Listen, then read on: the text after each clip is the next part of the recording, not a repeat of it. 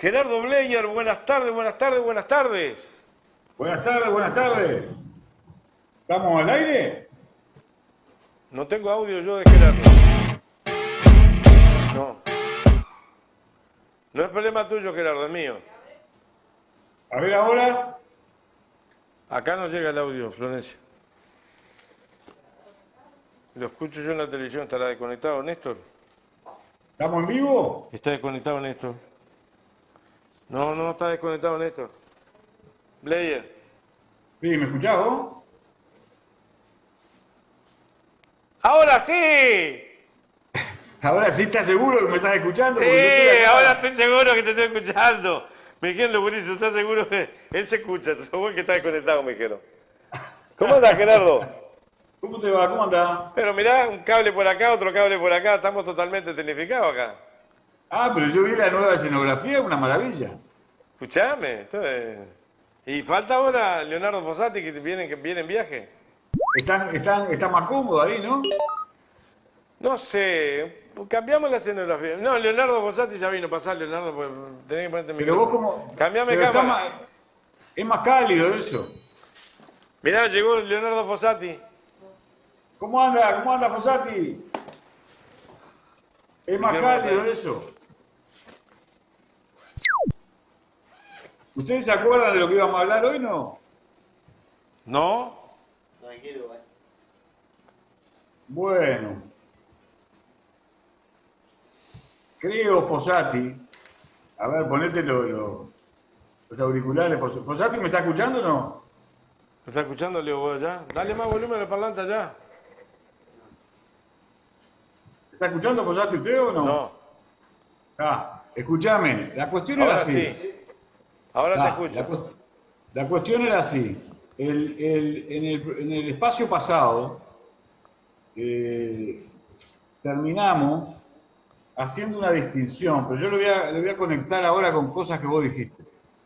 Haciendo una distinción entre la crisis del capitalismo como sistema de producción, digamos, ¿no? Y la crisis cultural que está provocando el capitalismo. Que son cosas diferentes y hay que aprender a diferenciarlas. Si no, se alientan expectativas que no corresponden, que se anticipan a fenómenos que van a ocurrir dentro de mucho tiempo. Entonces, pero, fíjate, yo para entrar en tema, lo voy a relacionar con, bueno, vos estabas señalando algunas cosas recién, ¿no? Está la interpelación, está por temas muy delicados, ¿no? Está lo que leíste recién hace un rato de esta forma rara de querer controlar el movimiento sindical, todas sus expresiones, ¿no? Lo del sindicato policial, cosas que no corresponden con la cultura uruguaya, además, dicho sea de paso, salvo algunos momentos de crisis profunda, que bueno, que después derivaron en lo que derivaron, ¿no? Así que más vale no recorrer el mismo camino. Pero vos fíjate, ahora vamos a volver al otro tema, que es el más profundo y hay que entenderlo bien. Pero vos fíjate lo que me pasó a mí, yo lo quiero contar, porque podría callarme, ¿sabéis? Pero no, lo quiero contar porque pone de manifiesto una circunstancia. Viste que hubo una pintada en la casa del director de educación, o del COICEN, no sé cómo se llama el cargo que tiene. ¿Cómo? De Robert Silva. Sí, en la casa de Robert Silva. Hubo una pintada. Y cuando hubo la pintada, yo pensé para mí, dale un mate, te está pidiendo un mate. El tipo te está pidiendo un mate. Yo pensé para mí, bueno, esta pintada, ¿la hicieron ellos mismos, el aparato de comunicación del gobierno, para centrar el tema en este tema? Porque no apareció, no se sabe nada de quién hizo la pintada, ¿no? Entonces vos podés dudar. Si ¿la hicieron ellos mismos para cambiar de tema? ¿O la hizo? Bueno, también la puede haber hecho un grupo de estos ultra que siempre terminan trabajando para la derecha, ¿no? Porque se pasan trabajan en que son radicales, aunque en realidad no son radicales, entonces siempre terminan trabajando para la derecha porque confunden. En lugar de elevar la conciencia cultural de los trabajadores, lo que hacen es agitar polarizaciones radicales, donde nadie se escucha y donde nadie escucha a nadie, entonces los países entran en crisis, ¿no? Pero, ¿qué es lo importante que yo quería señalar? Lo importante que yo quería señalar es que cuando ocurrió el hecho, yo pensé, pero no lo habrán hecho el aparato comunicacional neobebeliano del gobierno, que como los viejos fascistas italianos del principio del siglo XX, crean hechos performáticos, se llama así, intervienen performáticamente en la realidad. ¿Qué quiere decir esto? Que crean un hecho para generar que la sociedad se focalice en ese hecho que crean. Entonces, en la Italia prefascista atentaban contra alguien de la Iglesia Católica, entonces se decían que la izquierda estaba en conflicto con la Iglesia Católica, un cura, ¿no?, de una parroquia, de un pueblo. Entonces lo hacían los mismos fascistas para provocar en la opinión pública un rechazo al movimiento popular que está orientado siempre, en todo el mundo, a veces con más inteligencia o con menos inteligencia, pero siempre en todo el mundo, a democratizar las relaciones sociales. Y como el fascismo era la representación de una oligarquía autoritaria semifeudal, donde también, dicho sea de paso, había algunos sectores ultraconservadores de la Iglesia Católica, entonces ellos generaban este tipo de acciones, que tienen toda una escuela de pensamiento detrás, el futurismo italiano, la crítica de la técnica y la utilización de la técnica para provocar una aversión a la ciencia y a la técnica y un elogio del irracionalismo. Es decir, este es un tema muy profundo. Y como hay algunos integrantes del aparato de comunicación del gobierno que funcionan según esta lógica neobebeliana todo el tiempo, cuando ocurren estos hechos, Gerardo Bleier, un tipo que trata de ser serio, sensato, contribuir a la promoción de la cultura de la convivencia democrática, se plantea esta duda. Y como se la plantea Gerardo Bleier, se la plantea a miles de personas más. Entonces empezás a desconfiar de la calidad de la política, que ya está en Occidente suficientemente degradada, porque como todos sabemos, tienen un nivel de influencia en la toma de decisiones de la política monumental las grandes corporaciones, que disponen de unos enormes instrumentos de poder. Entonces, ¿a qué lleva la crisis de la política? ¿Y a qué lleva la desconfianza en la capacidad de la política y de la política institucional de tomar decisiones? Y lleva a una descomposición cultural de la sociedad. Porque en lugar de participar los individuos orientados a democratizar las relaciones sociales, a mejorar la capacidad de innovación de los individuos, a mejorar las capacidades productivo-culturales, lo que lleva es a una descomposición, al individualismo, al descreimiento, al aislamiento, incluso llega, y ellos lo hacen deliberadamente, tenemos que ser conscientes de eso, incluso llega esta lógica con la que intervienen, a que vos desconfíes de la condición humana, de la naturaleza humana, también eso lo ponen en juego. Porque lo que quieren es generar individuos pasivos, acríticos, incapaces de reflexionar, de juntarse, de asociarse, de organizarse para pensar futuro en una actitud diferente, para pensar un futuro con democracia. Y mirá que estoy hablando de Estados Unidos, ¿eh? La situación en Estados Unidos y en algunos países de Europa, la situación en Inglaterra, desde este punto de vista, desde el punto de vista cultural, desde el punto de vista social, es terrible. Desde el punto, claro, no parten de los niveles que partimos nosotros. ¿Entendés? Parten de unos niveles en que disponen de unos recursos, infraestructuras ya realizadas, etcétera, etcétera, etcétera. Pero la crisis es igualmente grave, igualmente grave. Ahora, ¿por qué no es una crisis del sistema capitalista de producción? Y esto, ojo, que hay que entenderlo, es un asunto importante, porque si uno caracteriza mal la situación en la que estamos parados, entonces toma decisiones equivocadas. No es una crisis del sistema capitalista de producción, porque en los próximos años va a haber una enorme incorporación de nuevos productos que generan valor, que le permiten al capital valorizarse. Tiene que ver esto con toda... El otro día me contaba un amigo, un entrañable amigo, y contaba que estuvo en la casa de un amigo en Los Ángeles y que estaban los hijos de él, los hijos del amigo, y los hijos los puso a jugar con las camaritas estas de realidad digital, de inmersión en la realidad digital, porque trabaja en una fábrica de producción de software para semiconductores, ¿no? Destinados a ese tipo de camaritas. Y me contaba que la experiencia es realmente increíble. Es decir, las transformaciones tecnológicas que vienen son de una enorme significación y van a tener efectos en la producción, en la medicina, en los estudios de la industria farmacológica, de las industrias de todas las tecnologías. Es decir, que mediante la incorporación de esos nuevos productos, el capital va a encontrar maneras de valorizarse. Pero ¿qué es lo que pasa? Lo que pasa es que durante los últimos 70 años fue tan grosero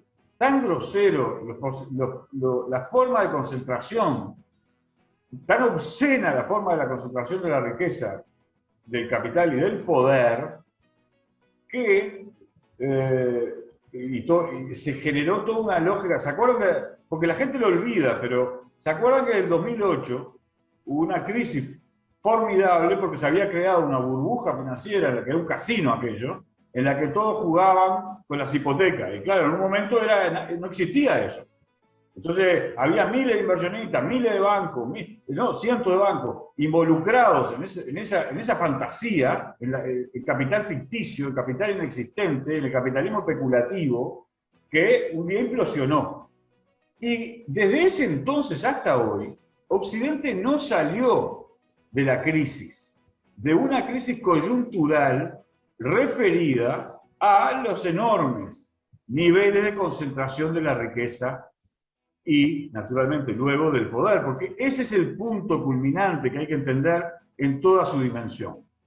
El nivel de concentración de la riqueza es tan enorme que, como dice Bernie Sanders, el senador americano, es imposible para la sociedad, si no se organiza y si no regenera la cultura de los sindicatos, de la organización sindical, contrarrestar la influencia que ellos tienen en el gobierno. ¿Se acuerdan que en varios momentos hemos hablado de la aristocracia tecnoburocrática que gobierna porque están todas las estructuras donde se toman todas las decisiones, y todas las decisiones se toman para favorecer a estas corporaciones que son monstruosamente impresionantes y que la sociedad las financia cuando entra en crisis? Pero cuando ganan millones y millones de dinero, la sociedad no se ve retribuida por ningún ingreso y se deteriora la calidad de la salud y se deteriora la calidad de la cultura y de la convivencia democrática, y se producen todo tipo de fenómenos, las adicciones en Estados Unidos, las cárceles en Estados Unidos. Es una catástrofe que naturalmente no lo vemos en los medios. Entonces tenemos ideas y nociones deformadas sobre el mundo en el que estamos parados. Pero ¿cuál es el peor problema de esto? El peor problema de esto es que no gobierna la política. Ese es el peor, ese es el drama clave. Gobierna la riqueza concentrada en Occidente. Entonces, lógicamente, después tenemos el militarismo, tenemos el expansionismo irracional, que no se sabe para qué, ¿no? Que pone a todo el resto del mundo en jaque. Y el resto del mundo reacciona, naturalmente. ¿Cómo no va a reaccionar? ¿A dónde querés que te lleven? Al nivel de la impotencia, de la inviabilidad de tu nación.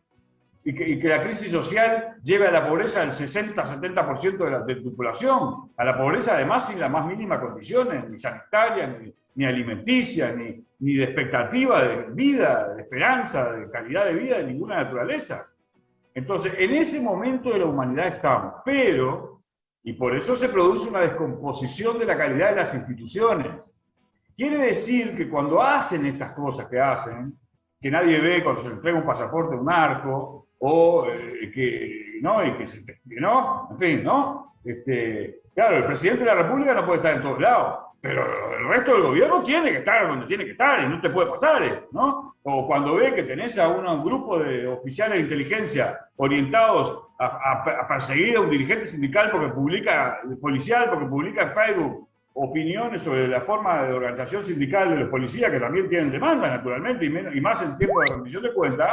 Y cuando vos ves eso, ¿qué es eso? Eso es una descomposición de la cultura democrática, porque es usar el poder para beneficiar a unos pocos, para deteriorar la organización de los trabajadores de cualquier área, que naturalmente están por naturaleza orientados a participar del proceso de mejora de su calidad de vida, de la democratización de la relación social, e inmediatamente después.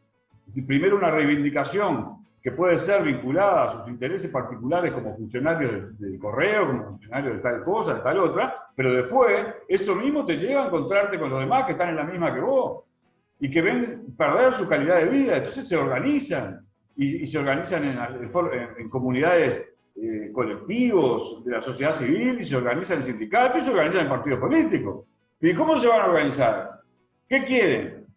¿Qué es lo que pretende el poder hegemónico, grotesco, irracionalista y en descomposición? ¿Qué pretende? Concentrar de un modo tan grotesco la riqueza que ellos, además, todavía son impúdicos porque andan paseándose en yates por ahí, ¿no? Vieron que eso cambió un poquito, pero hasta hace unos años andaban paseándose en yates por ahí, exhibiendo impúdicamente esos niveles grotescos de riqueza que tienen dinero acumulado para hasta la octava, novena, décima generación. Entonces, estamos en un proceso de descomposición de la credibilidad de la política en Occidente. Eso es gravísimo, gravísimo, porque además de eso, de esa descomposición de la credibilidad de la política y de las instituciones políticas, además tenemos gente alentando a partir de ese fenómeno, alentando polarizaciones radicales, haciendo acciones de tipo neobebeliano, neofascista, para potenciar la crisis y los conflictos, porque ellos están parados en el lugar de tal nivel de riqueza que les permite, en términos generales, sortear, salvo que haya una revolución, sortear las crisis. Entonces llevan a la sociedad a que la sociedad se enoje, se indigne, se encone, pero no a elevar la conciencia cultural, social. ¿Por qué? Porque cuando vos estás en un escenario así de perturbación, de indignaciones, de encono, de envenenamiento del espíritu colectivo, y naturalmente, solo se puede hacer un análisis serio, profundo de la realidad en la que uno se encuentra si tiene unas ciertas condiciones, ¿no? Cuando vos sabés que tus hijos tienen para comer, que van a ir a una escuela, que lo van a atender bien, que luego tienen quizá posibilidad de ir a la universidad, si vos tenés suerte de encontrar un buen trabajo, o te asociás con otros trabajadores para producir algo y te va relativamente bien y podés generar los ingresos necesarios, etcétera, etcétera. Esas son las sociedades dinámicas. Las sociedades dinámicas son las que tienen estabilidad política, estabilidad económica y que posibilitan que los individuos vayan tratando de perfeccionar la calidad de sus condiciones de existencia y pensar futuro. Pensar, como lo hacemos los bichos humanos, ¿no? En los seres esos que abrazamos cuando nacen, porque si no los abrazamos no podrían existir. La cosa que se da natural, natural en el más profundo sentido de la naturaleza. Por eso intervienen también para generar la idea de que la naturaleza humana es cruel, y también generan hechos de esa naturaleza. Incluso algunos senadores, ¿no? En fin. Entonces, pero hay que saber diferenciar. En este momento de la historia de la humanidad, sobre todo los trabajadores, tenemos que hacer un enorme esfuerzo por diferenciar con mucha profundidad y rigor entre la crisis del sistema capitalista de producción en cuanto organizador del trabajo social, porque eso todavía no comenzó, y la crisis sistémica cultural que provoca el capitalismo. Que sobre todo provocó el neoliberalismo, y que, ¿por qué? porque le dio al mercado todos los instrumentos de dirección de todo. Entonces, produjo una profunda deshumanización. No hay manera de salir de esto, no hay manera de salir de esto, que encontrando la forma democrática de producir procesos de regeneración institucional, de fortalecimiento de la política, con autonomía de los políticos para que no dependan ni del narcotráfico, ni del narcotráfico, ni de los capitales corporativos monopolistas, ni de intereses corporativos chiquitos, de corto plazo. Entonces, la importancia, por eso también las campañas contra la política, ¿no? Y contra los políticos, son todos iguales. No hay izquierda ni derecha, ¿qué quieren con eso? Y con eso quieren generar la idea de inviabilidad, un ser pasivo, un ser que no tiene expectativas, y no es así. Cuando los trabajadores, los productores directos, es decir, también empresarios, que son ellos mismos productores directos, que están en la cosa ahí, participan con dinamismo, con estabilidad, de procesos de desarrollo, se producen y se pueden producir fenómenos de equilibrio, de distribución de la riqueza, de evolución de la sociedad, de evolución en todos sentidos. Naturalmente, cuando eso no ocurre, lo que hay es crisis como las que tenemos en algunos lugares cercanos, ¿no? Entonces, la situación es tan compleja, en todos los sentidos, que hay que ser científicos, rigurosamente científicos en la interpretación de la realidad para luego intervenir en su transformación orientando la democratización de la relación. Esto es extremadamente importante, no dejarse manijear, no dejarse manipular. Esto requiere serenidad, requiere una actitud mental, requiere temple, como el temple que adquieren los trabajadores porque se levantan muy temprano, participan todos los días de la vida productiva, se relacionan con sus compañeros, dialogan con sus compañeros, adquieren una disciplina, una forma de entender la vida, que claro que tiene el componente de la solidaridad, porque es la solidaridad la que les permite organizarse para mejorar su calidad de vida. Entonces, por eso ustedes van a ver permanentemente a Cabildo Abierto queriendo destruir los sindicatos o cooptarlos para el populismo. Por eso ustedes van a ver permanentemente acciones contra un dirigente sindical, contra los dirigentes de la enseñanza secundaria, demonizando. ¿Por qué esa demonización de los dirigentes sindicales, de la política? Porque esas instituciones juegan un rol muy importante en la democratización de la relación. Eso no quiere decir, naturalmente, que a veces no surjan algunos papanatas que quieren resolver todo en 5 minutos con discursos radicales, grititos, ¿no? Así no se transforma. A veces pasa, pero no me confundas algún que otro caso aislado particular con la institucionalidad. ¿Sabés quién está promoviendo? ¿Sabés quién está promoviendo la regeneración del sindicalismo en Estados Unidos? El presidente Biden. Bajo la presión de los jóvenes, en Estados Unidos se les llaman los jóvenes de Sanders, ¿no?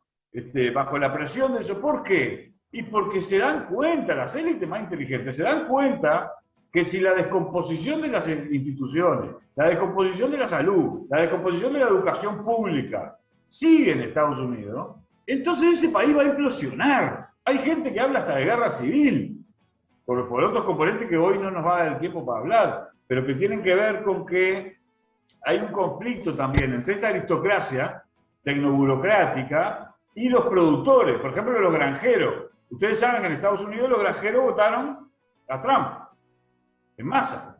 Ustedes ven la disposición de los votos y en toda la zona de la producción agraria, votaron a Trump porque están hartos de esta aristocracia que ellos sienten que gobierna para el capital especulativo y que por lo tanto y que va generando corporaciones cada vez más poderosas y sienten el riesgo de perder su tierra, que es lo que los hace granjeros, es lo que le da sentido a su vida, y la mayoría de ellos son hijos de granjeros, nietos de granjeros. En Estados Unidos jugaron un rol muy importante, ¿no? Entonces, y esto está pasando también en otros países de Europa, esta descomposición. Y van ahora, estos mismos granjeros, así como algunos productores europeos, después nos dicen que han recibido subvenciones del Estado americano y del Estado europeo gracias a acciones imperialistas que succionaron recursos de todo el resto del mundo y recursos naturales de todo el resto del mundo para que ellos pudieran recibir las subvenciones, ¿no? ¿Entienden? Entonces hay una reacción visceral que tiene una cierta legitimidad porque ellos quieren seguir siendo productores. Ahora, pero es también muy egoísta, ¿no? Por eso, ¿cuál era el eslogan de la campaña de Trump? ¿No? Volver a América grande de nuevo, ¿no? Mirá que bien, ¿para qué? ¿Para mejorar la humanidad? ¿Para organizar mejor al trabajo social universal? El trabajo de todos los individuos que todas las mañanas se levantan y desenvuelven algún tipo de actividad, las mujeres, los hombres, los jóvenes estudiantes universitarios, para organizar mejor el trabajo social, porque ahora podemos producir abundancia y generar condiciones para que todo el mundo desarrolle su vida, o para beneficiarse de un modo muy egoísta y lleno de prejuicios, en una relación, porque ellos tienen un privilegio.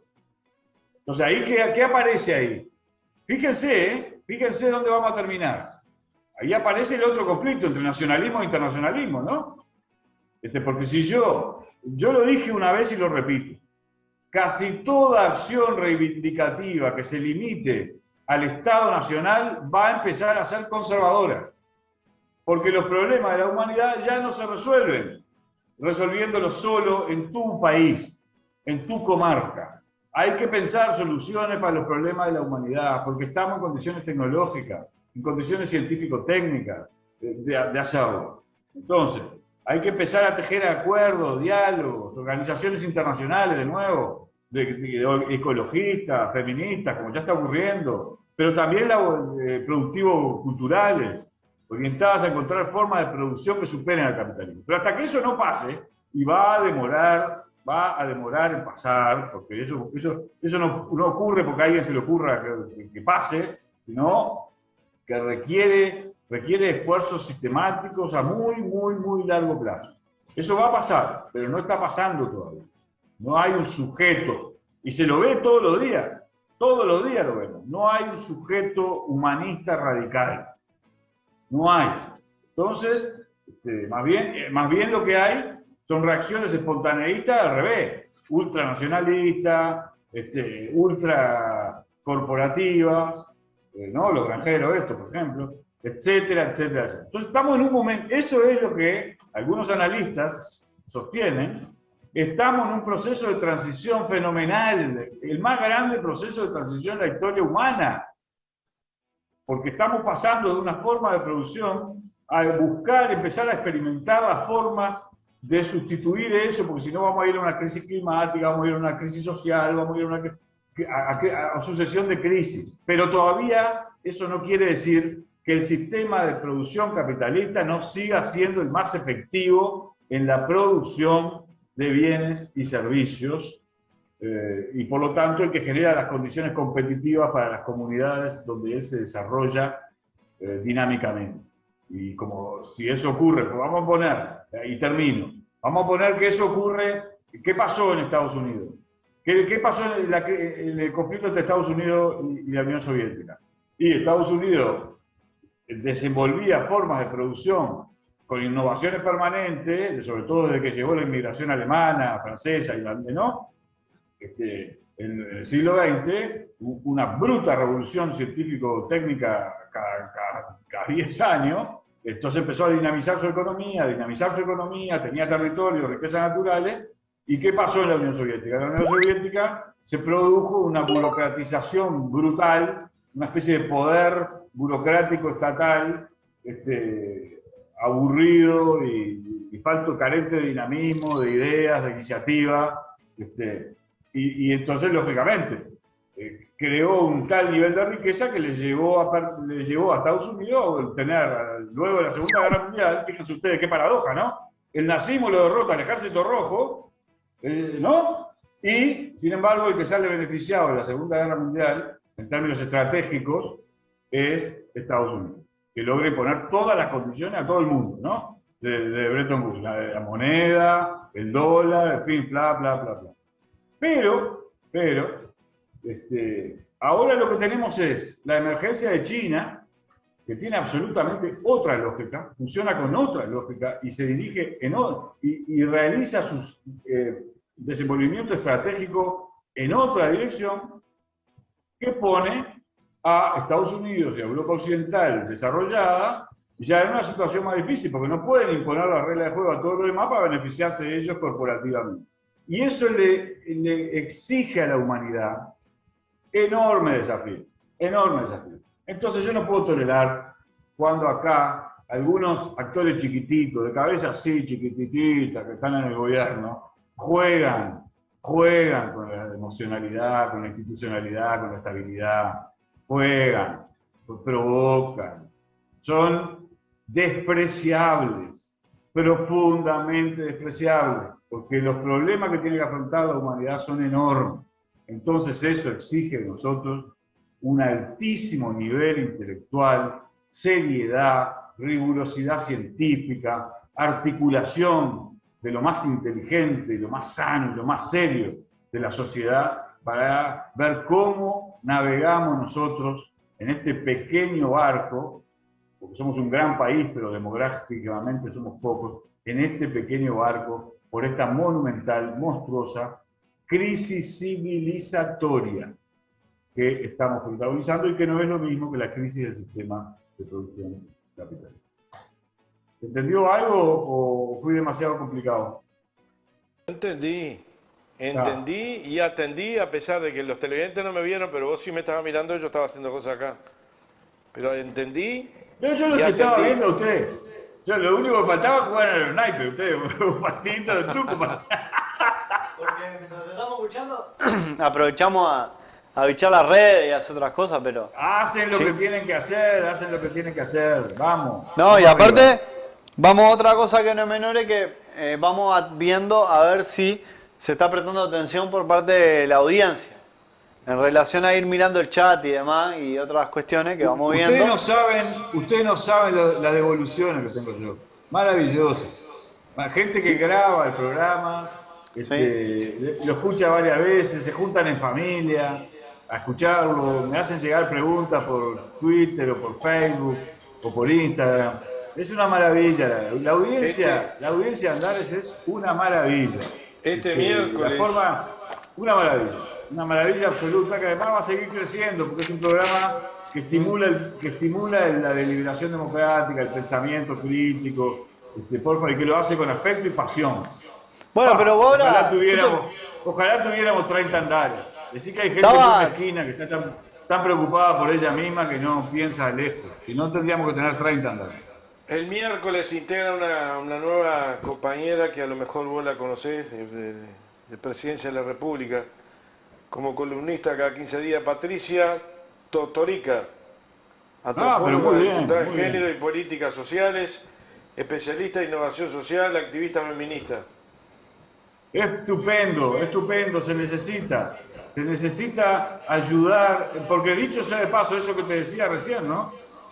Si ustedes observan el mundo, desgraciadamente no hay una asociación internacional de trabajadores que esté pensando soluciones para los problemas del mundo desde el punto de vista del interés de los trabajadores, que es el interés general de la sociedad. En cambio, hay una organización internacional feminista, intercambian, estudian, se putean de vez en cuando, teniendo matices y diferencias, pero son aguerridas en la defensa de una cosa que es absolutamente razonable, ¿no? Que es la igualdad entre hombres y mujeres en las condiciones de desenvolvimiento de la vida de cada cual.